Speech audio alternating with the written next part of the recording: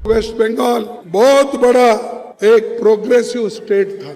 यहाँ पर बड़े बड़े कारखाने थे। पहला आईआईटी आया कलकत्ता, पहला आईआईएम आया कलकत्ता। जो कुछ भी देश में पहला स्कीम होता है वो बंगाल में आता था, लेकिन आज क्यों नहीं आ रहा? एक तरफ बीजेपी, एक तरफ टीएमसी, इन दोनों के लड़ाई में बंगाल को खत्म कर दिया। एक और ट्रायंगल है इस बार कांग्रेस का, वो कई दशकों बाद अकेली चुनाव में उतरी है 20 साल बाद। उस पार्टी को इतना मालूम है कि उसके लिए सब कुछ पाने ही पाने को लिए, खोने के लिए कुछ है ही नहीं। कुछ भी पाए, 0.1% भी पाए, लेकिन पाएगी, क्योंकि 0 सीट है अभी तक। जो भी सीट आएगी, जितनी भी सीट आएगी, वो सब प्लस ही प्लस है। अपने कैडर को जिंदा करना चाहते हैं। राहुल गांधी प्रचार के लिए गए, फिर कहा गया कि अभिषेक बनर्जी के साथ उनकी बातचीत हुई, कुछ हुआ, तो राहुल गांधी ने थोड़ा पश्चिम बंगाल में कांग्रेस का प्रचार ढीला कर दिया, जबकि उम्मीदवार 294 उतारे। लेकिन अचानक से फिर राहुल गांधी पहुंच जाते हैं पहले चरण के बाद, तो सबको हैरानी हुई क्यों पहुंचे।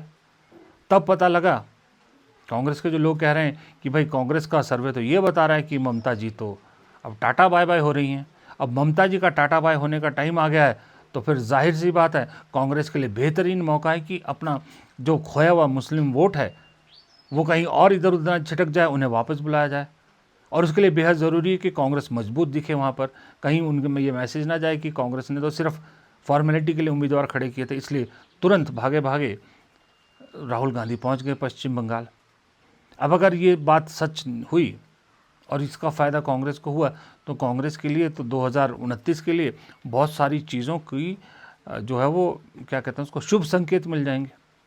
वो चाहती है ये, इसीलिए खड़गे हों, राहुल गांधी हो, दोनों ने निशाने पर मोदी और ममता दोनों को बराबर रखा, खास करके दूसरे चरण पे। पहले चरण में बहुत हाई परसेंटेज वोटिंग हुई, सब ने अपने अपने हिसाब से कैलकुलेशन की। किसी ने कहा ये ममता सरकार के खिलाफ मैंडेट है, किसी ने कहा नहीं ये बढ़ा नहीं है, जो वोट कटे हैं एसआईआर में अगर उस हिसाब से देखेंगे तो परसेंटेज पिछले बार के बराबर ही है। तो किसी ने कहा कि नहीं ममता बनर्जी के फेवर में ज़्यादा जो निकले, अपने अपना सबका कैलकुलेशन है। लेकिन आज का जो दूसरा दौर है ये इसलिए मुझे लगता है इसलिए अहम है क्योंकि पहले चरण का जो मतदान हुआ था वो ज़्यादातर उन इलाकों में था जहां बीजेपी स्ट्रांग थी, जहां बीजेपी को पिछली बार अच्छा मिला था। लेकिन इस बार ममता का गढ़ है ज़्यादा। आज बंगाल किसको चुनता है, बंगाल किसको मत करता है, ये आने वाला वक्त बंगाल का बहुत कुछ इस पर डिपेंड करता है। आज सवाल ये है कि क्या बंगाल बदलाव के लिए मतदान करेगा या बंगाल अपनी अस्मिता को लेकर वोट करेगा, या बंगाल कुछ नई करवट लेगा। नई करवट इसलिए कि अगर आज मान लीजिए जैसा बीजेपी ने कहा पहले चरण में उन्हें बहुत हैवी एडवांटेज मिला है, मोदी जी ने भी कहा अगर आज भी वो ट्रेंड कायम रहता है उस हिसाब से और 4 तारीख को चुनावी नतीजों में बीजेपी बंगाल में बाजी मार जाती है, तो सही मैं कहूँगा आपको कि बंगाल में अब तक के बंगाल के इतिहास का जो राजनीतिक चैप्टर रहा है उसमें सबसे बड़ा टर्नओवर मैं इसको मानूंगा। क्योंकि अभी तक बंगाल में कांग्रेस रही, फिर लेफ्ट रही, फिर टीएमसी रही, लेकिन हार्डकोर राइट विंग को वहाँ पर अभी तक लोगों ने जगह नहीं दी थी। बंगाल में चुनावी हिंसाएं होती है, ये भी सच्चाई है, लेकिन साथ ही ये भी सच्चाई है कि बंगाल के लोग दिल से बड़े सॉफ्ट होते हैं। म्यूज़िक, आर्ट, कल्चर, इन सब के शौकीन, मछली भात के शौकीन लोग दरअसल ये जो नफ़रत वाली राजनीति है ना कि एक दूसरे के खिलाफ नफ़रत वाली, इससे दूर रहते हैं। अगर इससे दूर ना रहते होते तो शायद पश्चिम बंगाल में इतनी मुस्लिम आबादी ना होती। लेकिन सोचिए अगर बीजेपी सत्ता में आ जाती है तो एक नया चैप्टर बंगाल के इतिहास में ये जुड़ जाएगा कि वहाँ भी वही कुछ होगा जो असम में देखने को मिल रहा है, जो उत्तर प्रदेश में देखने को मिला है। क्योंकि असम और उत्तर प्रदेश में भी काफ़ी संख्या है मुस्लिम मतदाताओं की या मुस्लिम लोगों की।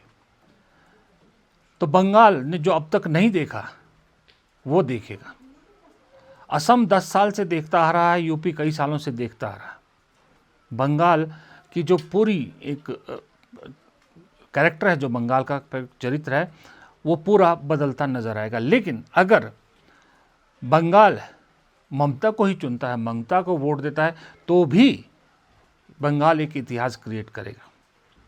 इतिहास क्रिएट ये करेगा, ना केवल सिर्फ एक महिला मुख्यमंत्री को लगातार चौथी बार बनाता है, बल्कि सबसे बड़ा जो इतिहास रचेगा वो ये कि पूरे देश को क्या, पूरे विश्व को मैसेज देगा कि बंगाल में चाहे कुछ हो जाए, नफरत की राजनीति के लिए कोई जगह नहीं है।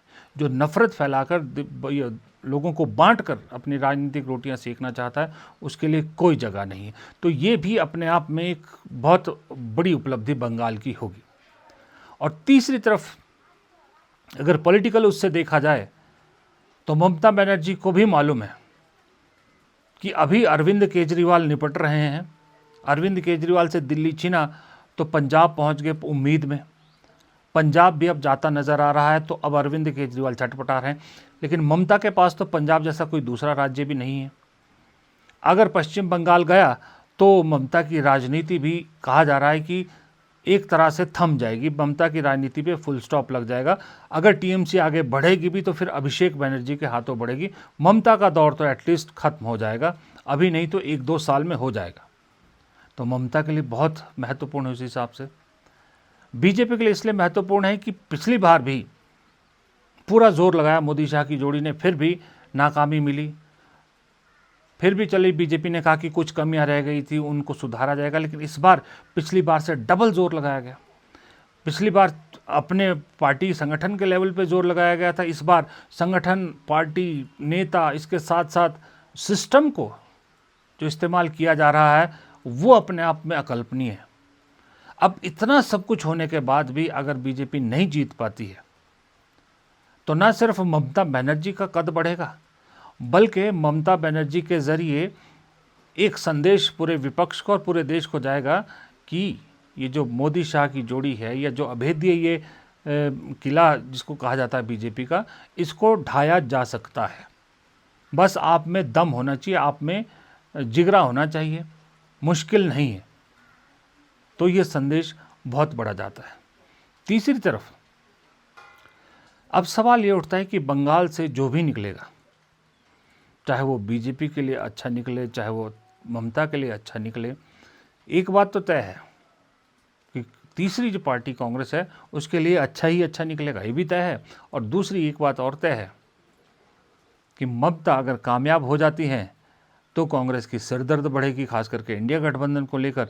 और अगर ममता कमज़ोर होती है तो भी इंडिया गठबंधन के लिए सिरदर्द बढ़ता है, क्योंकि ममता चाहे जैसी भी है लेकिन इंडिया गठबंधन के लिए एक मजबूत स्तंभ तो है। स्टालिन मजबूत स्तंभ है, अखिलेश मजबूत स्तंभ है, इसी तरह से ममता भी मजबूत स्तंभ है। तो दोनों ही तरह से निपटने के लिए जहां फ़ायदा कांग्रेस को पश्चिम बंगाल से होगा, लेकिन सिरदर्द भी कांग्रेस की ही बढ़ेगी, क्योंकि अल्टीमेटली विपक्ष को लीड उसको करना है। और बंगाल अगर हाथ से गया तो फिर वहाँ भी एक मैदान खुल जाएगा जो अभी तक एक तरह से सिक्योर मान के इंडिया गठबंधन चलता था। तो ये सारी चीज़ें इस आज के मतदान पर निर्भर करती हैं। फिलहाल इस वीडियो में इतना ही। प्रदीप चौहान को दीजिए इजाज़त। नमस्कार।